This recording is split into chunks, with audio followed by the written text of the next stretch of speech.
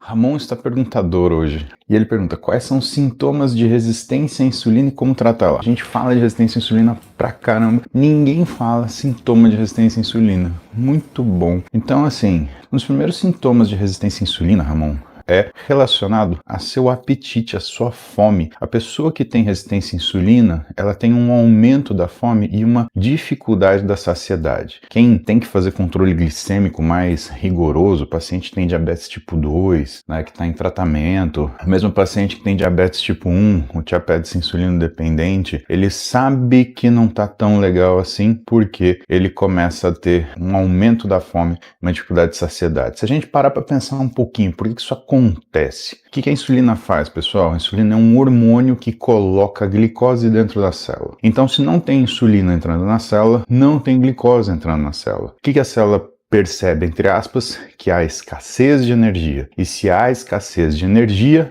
há fome. As pessoas elas confundem muito porque elas acham que a insulina ela é orexígena e não é. A insulina, na verdade, ela é sacietógena. No sistema nervoso central, a presença da insulina dá saciedade. E isso é super importante porque do ponto de vista de tratamento, quando você tem o whey, que é insulinotrópico, né? O pessoal fala, então o whey ele aumenta a fome, o whey piora a resistência à insulina. Na verdade, não. Na verdade, o whey ele melhora a função da insulina, ele faz ela durar mais tempo e isso faz com que a gente tenha mais saciedade em vez de menos saciedade. Faz com que a gente consiga ter uma melhor absorção da glicose em vez de uma pior absorção da glicose. Então não confunda algo que é insulinotrópico com resistência à insulina. Isso é super importante. Qual outro sintoma da resistência à insulina, Ramon? Vamos falar no esporte. Dificuldade de recuperação. Por quê? Porque se você não tem uma sensibilidade à insulina boa, você não consegue fazer a recomposição do seu tecido de glicogênio. Se você não consegue fazer a recomposição do seu tecido de glicogênio, você não consegue fazer uma recuperação desse tecido muscular também de forma adequada. E se você não consegue fazer a recuperação desse tecido muscular, o que você vai sentir?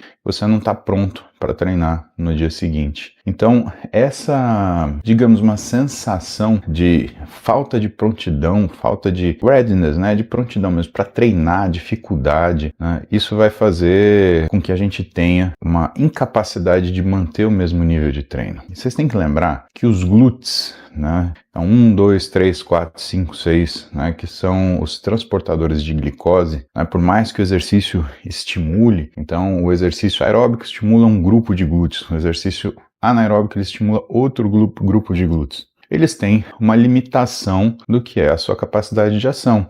Então, a gente precisa ter essa função de sensibilidade à insulina, né, funcionando. Agora, coisas muito importantes, e isso é um chamado de atenção. Então, a gente atendeu um caso de um paciente no consultório que ele estava passando com um coach. O coach mandou o sujeito cortar o carboidrato e mandou ele tomar insulina. Resultado, o moleque foi parar na UTI, né, quase morreu. Então, muita gente acha que usar insulina, por exemplo, vai emagrecer. Ou que você pode ter emagrecimento com o uso da insulina. Pelo amor de Deus, pessoal. Pelo amor de Deus. Não funciona assim. Não, assim, mas foi por um triz que esse menino ele não morreu. Eu falo pra vocês que tem 3 coisas que matam no uso de esteroide ou de substâncias que possivelmente o pessoal usa na tentativa de ganhar massa muscular. Diurético, tiroidiano e insulina. Diurético e tiroidiano, ele faz com que você tenha alteração do ritmo do seu coração, você faz uma arritmia e faz um infarto. O diurético,